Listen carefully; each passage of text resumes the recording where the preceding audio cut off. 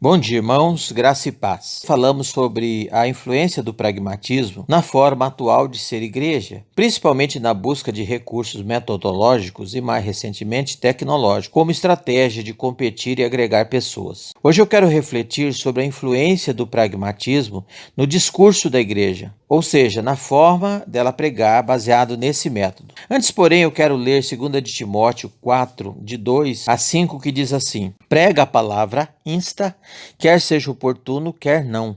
Corrige, repreende e exorta com toda longanimidade e doutrina. Pois haverá tempo em que não suportarão a sã doutrina, pelo contrário, cercar-se-ão de mestres segundo as suas próprias cobiças, como que sentindo coceira nos ouvidos. E se recusarão a dar ouvido à verdade, entregar-se-ão a fábulas. Tu, porém, se sóbrio em todas as coisas, suporta as aflições, faz o trabalho do evangelista e cumpre cabalmente o teu ministério. Quando nós estávamos ali no projeto da Nhanhá, que ficamos ali 7 anos, certo dia uma pessoa bateu a porta e eu abrindo, ela disse: o senhor é pastor? Eu disse: sou, pela misericórdia de Deus. E ela me perguntou: você revela? Queridos, essa pergunta e essa abordagem é o reflexo de uma ótica do evangelho de nossos dias. Para retornar à nossa reflexão, eu quero lembrar que dissemos que uma das principais características do pragmatismo é a ordem de se chegar à verdade. Até esse método ser conhecido e popularizado, a verdade era a partir da teoria para a prática, principalmente nos meios acadêmicos. A partir dela, a verdade passou a ser a explicação do porquê deu certo. Isso me faz lembrar os 4 axiomas da fé do livro do Kennedy Reagan, que diz assim: diga a coisa, tudo depende do indivíduo, se ele fizer certo ou errado. Segundo, faça a coisa, o que nós fazemos determinará a nossa vitória.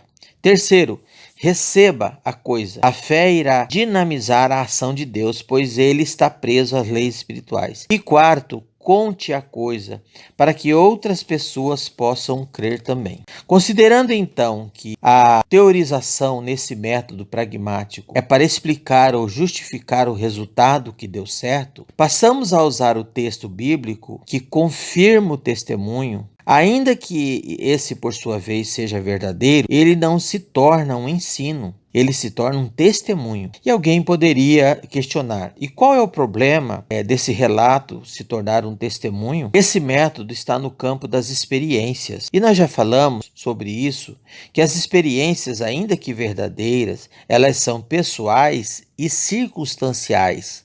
Logo, elas não são replicáveis. Segundo lugar, quando passo a usar a Bíblia para fundamentar a experiência, nós invertemos a ordem, pois quando eu entendo a Bíblia por princípio, ela é para reger ou dirigir a minha vida. Ela é para ser uma diretriz em qualquer lugar, tempo ou situação. Então, nós chamamos ou nós dizemos que a Bíblia, por isso, ela se torna propositiva. Por quê?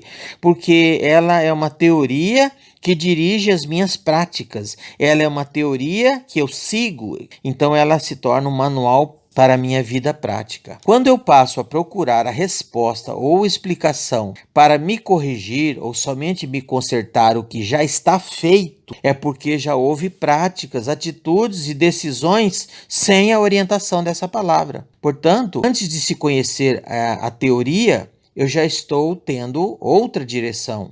Essa ótica é chamada de olhar a Bíblia no sentido de resolutiva, somente para resolver os problemas. Em síntese, o olhar para a Bíblia pela ótica do pragmatismo é em busca de como fazer as coisas para dar certo. Isso também significa que não implica em um relacionamento com Deus. Eu vejo isso muito presente nas gerações de cristãos em nossos dias. Quando eu começo a olhar a Bíblia em busca de resposta ou soluções para me dar bem, e não em busca de um relacionamento com Deus, eu vejo que nós caímos aquilo que Jesus falou lá no Evangelho de Marcos, capítulo 7, a partir do versículo 6, que diz assim: bem profetizou Isaías a respeito de vós, hipócritas, como está escrito: este povo honra-me com os lábios, mas o seu coração está longe de mim. E em vão me adoram, ensinando doutrinas que são preceitos de homem. Negligenciando o mandamento de Deus, guardais a tradição dos homens.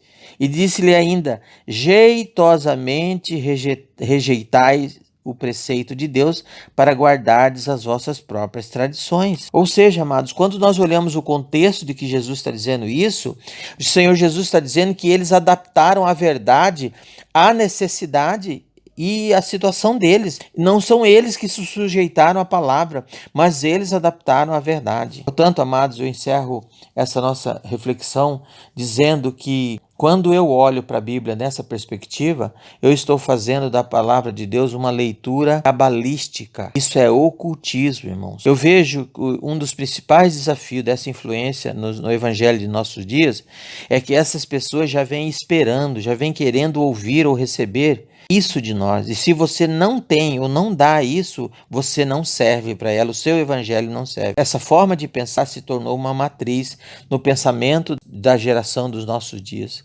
Que Deus nos dê força e perseverança para não render ao que as pessoas querem, mas sim ao que elas precisam. Fraternalmente em Cristo, Pastor Ian.